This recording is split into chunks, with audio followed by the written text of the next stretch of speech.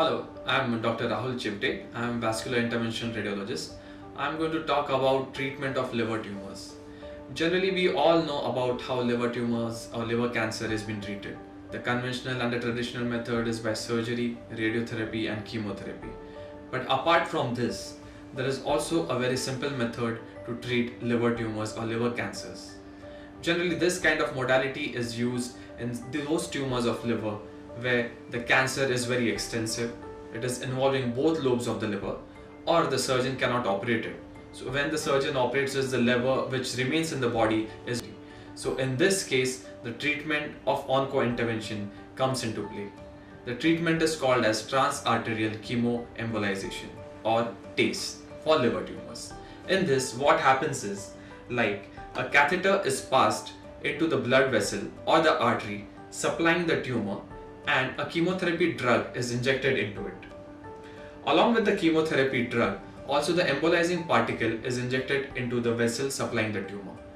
The combined action of both of these, like the drug which is injected, stays in the tumor for a prolonged duration of time, say to about 1 month, and the embolizing material blocks the arterial supply of the tumor.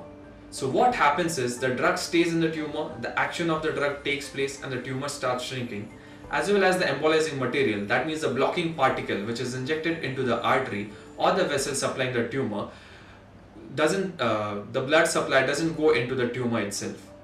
So whatever the nutrition is going to the tumor to grow it is stopped. So the tumor doesn't grow in size by the chemotherapy drug and also by the embolizing material. You can see here in the computer that the catheter is placed right next to the tumor and the particle is injected in the vessel supplying the tumor, and you can see that it starts shrinking in size. One of the example is this of the hepatic angiography. These black circular things what you see are liver tumors which are seen prominently on the angiography picture.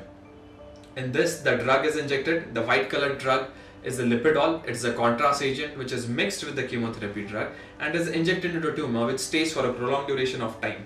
And you can see this is the white drug again which is injected in a tumor, and gradually over a period of time, over 4 weeks of time, the CT scan has been done and you can see that the tumor has shrunk and it has become very small in size to a negligible size. So this is how a liver tumor can be treated very easily.